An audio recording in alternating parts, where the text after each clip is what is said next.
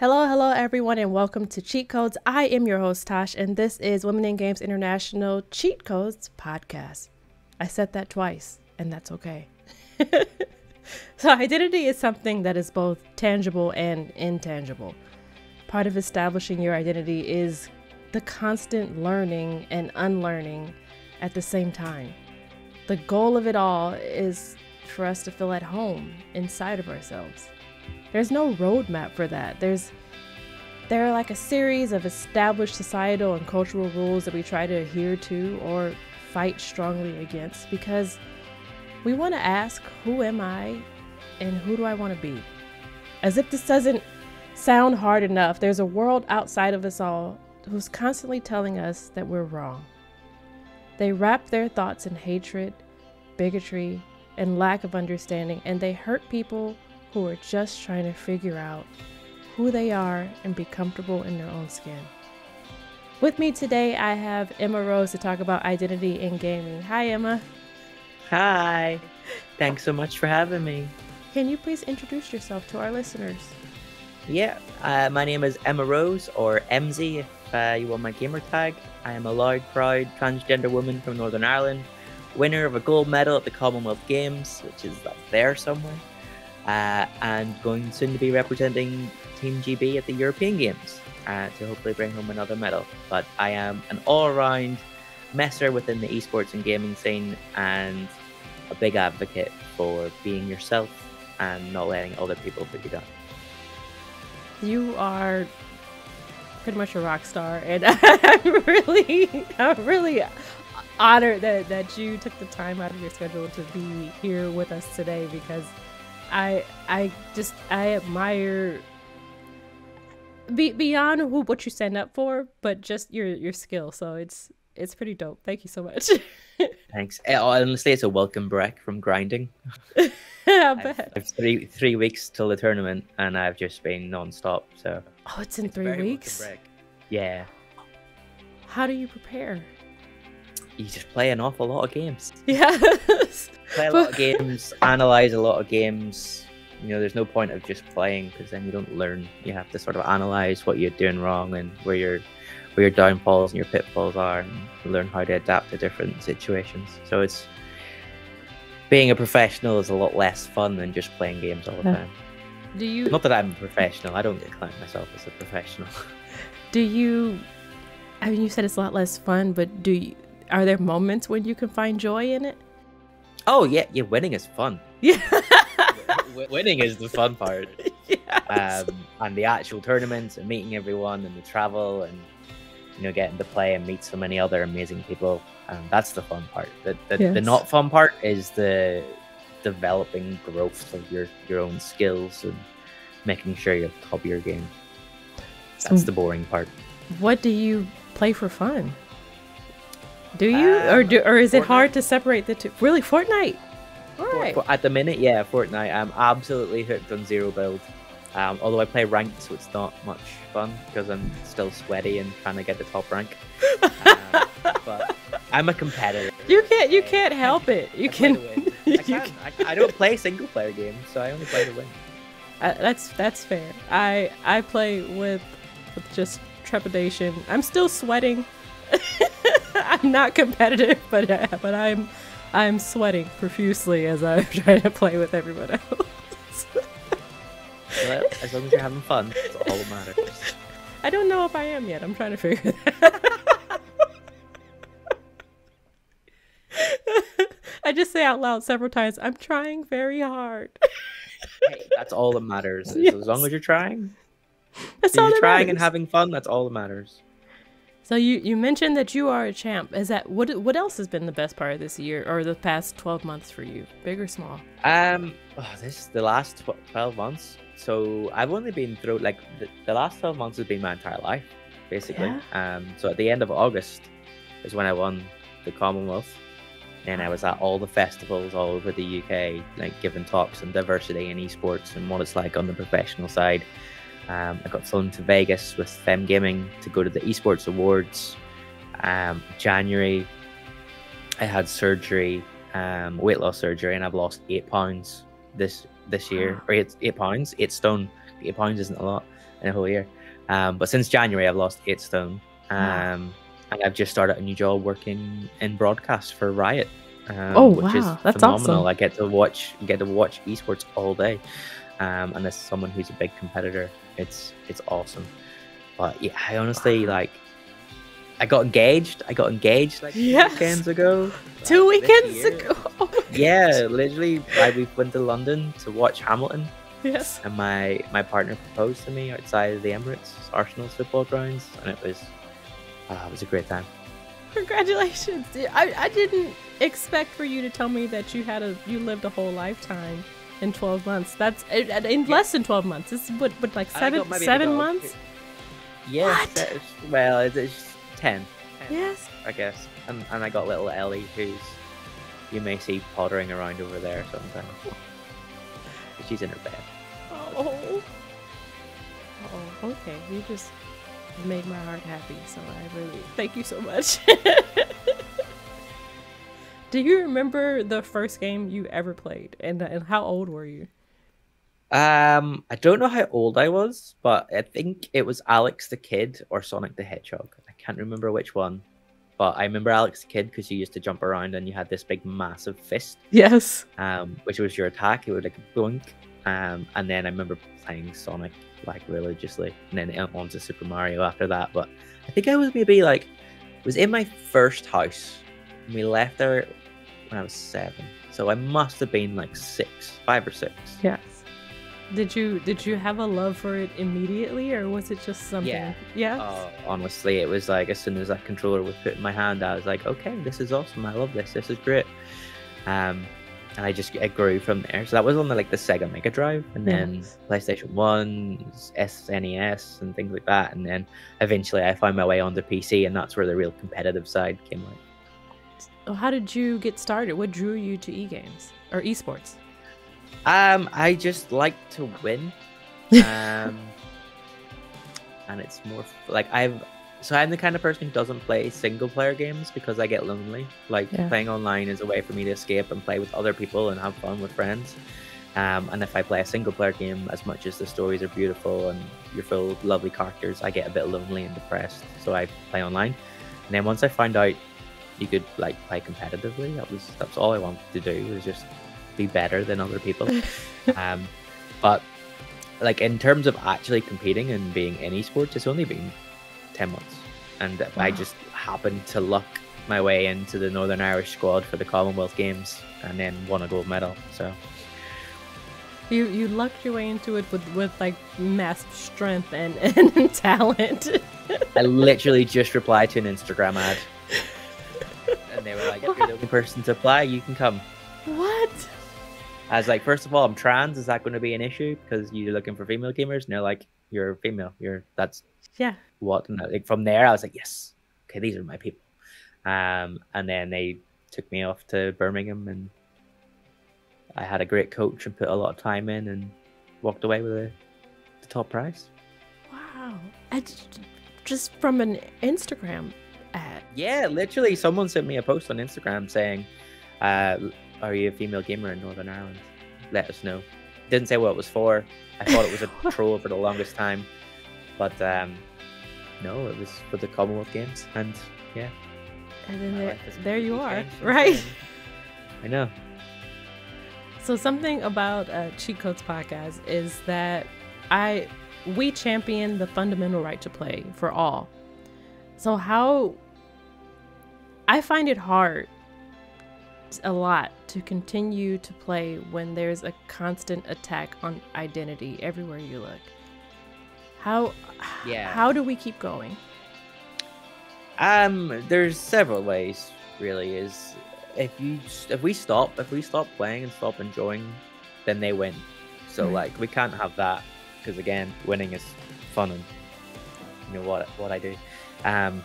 So I refuse to sort of let them win. Although I did stop playing Counter-Strike because it got to the point where I was playing online and I had the solo queue, because that's the only way to get better. If you play with your mates all the time, you're never going to improve. So I had the solo queue, and then I just got torrents of abuse for being a woman online or for being trans online. They could never decide which one was more of an issue. So I did stop playing Counter-Strike. because of that. But I think like find your people.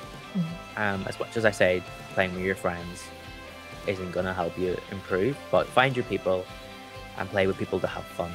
And if you find like-minded people who also want to improve, then you can sort of go from there and find your team. Do you feel like people feel so comfortable with violence because other people are engaging in it and because they have like some perceived anonymity? Yeah, I think it's a bit of both, really. Like, you can hide behind your keyboard and say whatever you want, and it doesn't affect you because, you know, at the end of the day, you're just typing on a keyboard. So, you know, it's all fun and games for you. But the person you're typing to on the other side of the keyboard, you know, they may have depression, right, and loads of different stuff, and you know, they may be too afraid to come out and say what they want to say. So, there's real consequences behind what these people say online, and I think having that anonymity behind the keyboard is what enables them to do that. You know, if you started putting like 2-factor authentications in and everything, and you had to have your mobile number and your email and even your bank account, so that we all, like, not we, but the publishers of the games knew who you were, and if you were saying nasty stuff, you know, that's you banned for life. Like, they know who you are. You can't get away with that. But it's a tricky one because, like, I don't know, you, when you're playing online, you always get one person who's a bit of a mouth, and it's getting to the point now where your team can either go 50-50, so either they'll stand up for you and be like, actually, hey, don't do that, that's wrong. Right. Maybe not 50-50, maybe more like 70-30, or the other 70% being like just piling on or saying nothing, which is just as bad. Yeah. You know, everyone needs to stand up together, and that's the only way stupid, toxic behavior is going to be eliminated from the game. It's so frustrating that you're just trying to participate in something that other people just participate in, but you have to fight. Not only, you know, you're fighting in the game, but you're also fighting everyone else for saying whatever they're choosing to say. It's and it's always your own team, because, like, especially with voice comms, because you don't do voice comms with anyone else other than your own team. Right. So it's always your own. You're fighting your own team to fight the enemy, and that's not how you win. It's stupid. It's so dumb. That's heavy. That's work. Yep. And you can never have a bad day online, right, as a woman competing. It's always because you're a woman. Like, I can't miss a shot or miss a pass or whatever, and be like, oh, it's just because I've had a bad day. You know, it's just, oh, it just happened. I just didn't happen to do it well that time. It's always, oh, you missed that because you're a girl. Every time. No. Every time. It's like, grow up, please. I remember, I forgot, I was playing, I was playing a game with my son, and someone found out that I was a woman playing and would wait for me at the respawn point. And they, for whatever reason, it was not a safe respawn point. So every time I respawned, they would immediately kill me. And I just wanted to have a moment to play, and I was just so defeated. But I didn't want to show my son that I was just really, my feelings were hurt, and that was hard to hide. Yeah, it's bullying. Like, it's bullying and abuse, and people need to wind their neck in. And also, people should not be able to kill you so easily at the respawn point. That's not fair. Oh yeah, that's bad. That's bad. Yes. Somebody made a boo-boo. That's on the game at that point. That's on the game. Yeah. They also shouldn't be able to tell who you are by your character, like, in some way. Right. You know, like, you should have some. They should have some. Yes, that is true. Yeah. So what advice would you give to someone who's trying to establish who they are in the gaming space? Be unapologetically yourself. Don't take no for an answer, and don't let things get under your skin. I would say grow a thick skin, but you'll get that eventually. Like, that's the only thing stopping women and marginalized genders from taking part is toxic people online. And if you can filter that out and be happy in yourself, then you can do anything you want. Like, I come from a council estate, broken family in the north coast of Ireland, and I'm now a gold medalist, and I'm now representing Great Britain in the European Games. Anything is possible if you can put your mind to it and tune out the bad things. It feels so cliche to say, to be a woman in gaming, you have to be brave. Like, oh, you're so brave. But you have to be from the nature of what it is.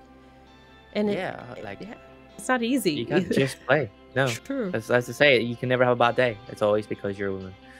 And you have to, like, put up with just so much crap and abuse and bigotry and just to fight to play the same game as anyone else. And it's just stupid. But, I mean, it's getting better. It's hard not to get better, to be fair. It wasn't a bad place, but yes. We'll get there. We just need everyone to join in. Definitely. And people on all sides, and the players, the creators, even just the fans who don't know how to play, the people who just watch Twitch streams.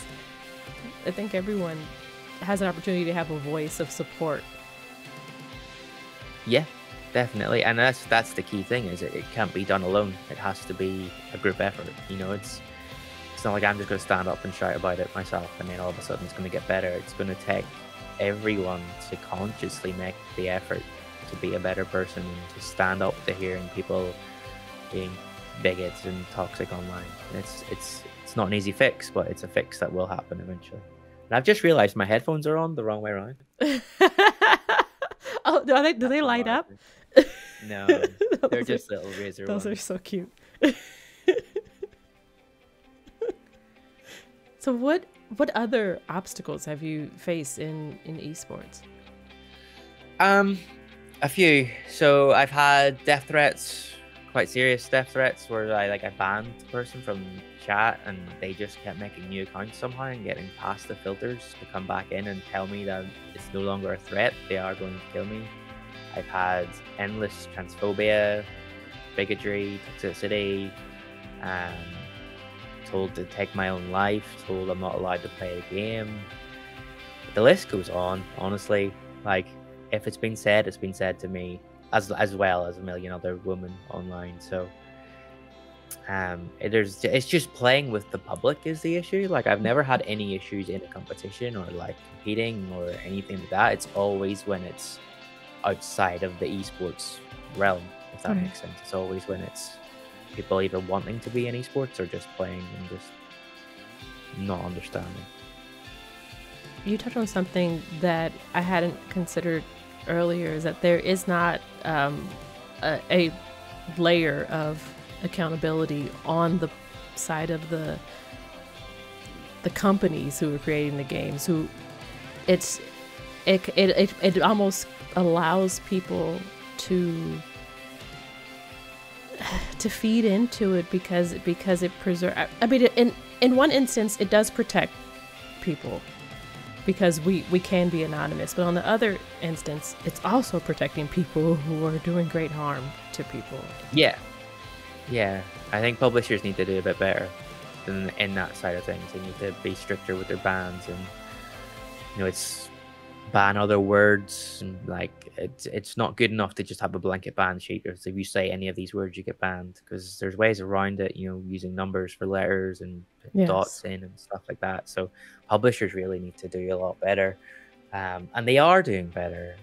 They are having two-factor where you put your mobile number in and stuff, and they're getting hardware bans and account bans and stuff like that. But more needs to be done, and the emphasis can't be on the players alone. It has to be on the community, the players, and the publishers. That's the only way it's ever going to change. Definitely. And it does need to change. And I feel like, especially being in the US right now, where every time I listen to the news, it's some sort of legislation that's against the LGBTQIA community. There's so much going on, and it emboldens people because they're supported by legislation to be hateful and hurtful, and it's just I try not to be down about it, but it's I saw a meme that says I'm just trying to be a good person despite knowing facts and information. because we see what's happening in the world, but also we still want to be the change that we want. We still want to be great people, and we still want to be safe places for other people who are just trying to see themselves in us. So it's frustrating. Yeah, for sure. I mean, I follow a lot of American friends on Twitter, and every time I log in, it's just like another bill has passed. And I'm like, I always wanted to live in America, but maybe not. Right. Maybe not anymore. Maybe it's not safe for me over there right now, so we'll wait. But I don't know. Northern Ireland's not much better, to be honest. So what are some resources that you find helpful? There's a lot of LGBT communities in gaming. So there's Gamers with GAYMERS. Over here we have the Rainbow Projects. There's Mermaids in the UK. There is tons of like groups. There's WIGI, there's the Gamers, there's Femme Gaming, in it esports. There's loads and loads of places that welcome everyone for a start and are very heavily focused on promoting women and marginalized genders within esports. You have women in esports from British esports. Like the list goes on, really. Like there should be a website, really, that links everything together. Yes. So that you can just join them all. But there's not. Like any of those like are great, and the people I've met from those organizations are fantastic, and they really, want to make a change, they want to make a difference, and they're just the kind of people you want to be around. But I'm not too because it's UK. I only really know like UK charities, so it's like the Rainbow Project in Northern Ireland, Mermaids, which supports parents with trans kids. What else is there? Everywhere has their own local ones, but even Reddit, in a way, like there's plenty of like trans gamers Reddits and like women Reddits and communities just waiting for you to join. That speaks volumes to me. Knowing that there's communities out there. I went to PAX and TwitchCon last year, and part of me was really excited to be there, but then part of me was really sad because I didn't feel that I saw myself anywhere when I looked around. And then it took a moment to realize that I'm here. So perhaps just me being here gives someone else an opportunity to see themselves. And so it goes back to what we talked about, having a certain level of bravery to be unapologetically yourself in a space where you don't immediately see yourself. No, I mean that's why I've shouted so loud since like I won my medal. Like I could have just went back to my day job and did nothing about it, and I was like, well, if I had someone like me when I was growing up, I maybe would be far happier far sooner. I wouldn't have had to be suffer with depression for so long. Right. I'm just sick of seeing the same straight white male face all over gaming and esports, and I was like, I'm gonna shout until that changes, and it is changing, and we're getting there, but it's a long process. We love to see it. Yeah, we do. So if you could time travel and talk to your 10-year-old self to say anything, what would you say? Oh my goodness. So Ellie, stop snoring. Sorry, my dog is snoring. I would explain why I'm depressed, explain the links between my gender dysphoria and depression and not knowing why I didn't fit in as a kid, and then maybe would have started hormones and exploring my gender 20 years earlier. That would have been nice. I had also told myself to move from COD 1 to COD 2 whenever COD 2 came out, because from an esports standard, that's when I was probably the best I've ever been, and I refused to move on from the old game because I was too good at it. And just that it gets better, really. No matter what you go through, it's going to get better. It does get better. Thank you. I really appreciate that. So how do you keep going? What gives you hope when you're looking forward from now? I know that in a few weeks you have you have the tournament. Whew. Yeah, But there's a few things. So like if I make content, and like I've had content go semi-viral and have over like 500,000 views, when it's all like hate comments and toxicity, but it's like if you scroll through them, you will eventually find one good one. yeah, And just that knowing that I like one person has enjoyed it, or one like I have helped one person, or one person's seen me and be like, oh, they're like me, maybe I can do this too. That's enough to like go again. right. So every time it's just like filter out the hate, find the one good comment, and then you've touched one person, you can go again and then get another person, and then go again and get another person and go again. Also winning is fun, right? It's hella addictive. Right. So there's that. And also like I've suffered with depression since like I was 13, and I've had the darkest thoughts, that I shouldn't be here and that I don't deserve to be here. And now I'm kind of like, well, I am here, and I'm going to help as many people as I can while I'm here. And nothing can really hurt me like as much anymore. Like there's nothing that can be said to me that hasn't already been said to me before. So for me now, it's just about being as loud as I can and trying to like promote change as much as I can, and I not be a role model because I'm immature and I want to have fun, but like the fun version of a role model. Yeah. So that is, the role model that will play pranks on you and like turn your computer upside down when you're not looking because it's funny. Did you say upside down? Yeah. Like if like I've been at my friends' houses and like they've just left stuff lying, so I've gone in and like just turned their computer chair upside down just to see what they say when they find it, just because it's funny. Yes. It'd be funnier if I could have a camera watching them. That's a bit creepy. But yeah, like I just knowing that I can help people just by being me is enough for me to keep going. And knowing like I have helped people, I've had people come to me and reach out to me, and like I used to do a lot of talks in schools and colleges, and I've had some school kids reach out to me and being like, thank you so much, I'm going to come out as bi, or I'm going to start streaming because you've made me feel comfortable that I can and that there'll be a community there. Like those little things is the real reason why I do anything, really. I love that. I wish, I mean, I don't wish. Hate the haters and all the people who make the hateful comments. They're not smart enough to realize that their comments is what keeps the content in the hands and the eyes of the people who need to see it.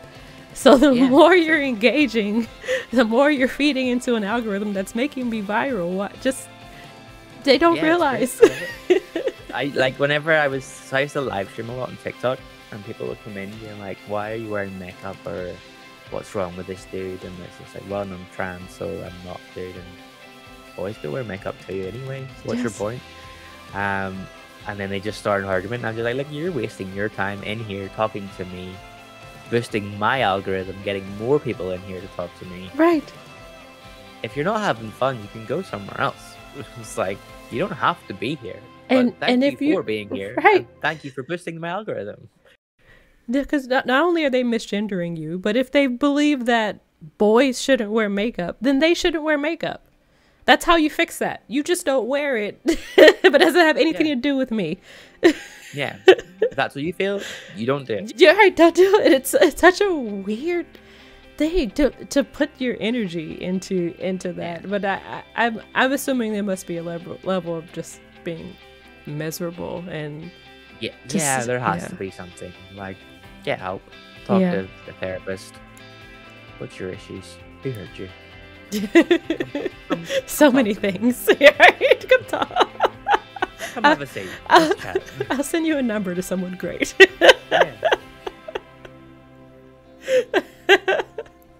I really appreciate you taking the time, especially I know that you have a lot to do, and you got an awesome job, and I admire you, and I'm really grateful for this moment.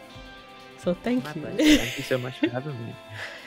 If you would like to leave any last note for someone who is just sitting at home or sitting somewhere listening to this podcast, wondering, I wonder if I could do esports. What would you say? Yes. Yes. Do it. Go. Don't think, just go. Just do it. Yes. Like, just jump in a game. Find the game you're passionate about, that you're good at, and just see how far you can take it. But don't be toxic. Yeah, don't Because be if you're toxic. teams won't pick you up. That's what people don't seem to realize, is like your entire social media history is online. Teams will not sign you if you're a toxic player. That So is don't be very toxic. true. Yeah. Easy as that. Be a good person. Be a good person. Yeah. Be good at the game, or get good True. at the game. Learn. Be open to. I can only do one of those things. I can't do. I'll do shit. All right. I'll take you up on that. I really appreciate that. So I'm gonna take a moment, and I want to thank you for being on the show. Thank you, Emma Rose. I am your host, TaSh. Thank you for tuning in to Cheat Codes. To stay in the know of Women in Games International, please visit us at getwiggy.com and subscribe to our newsletter. You can also find us on multiple social media platforms at GetWiggy. Take care, and we will chat soon.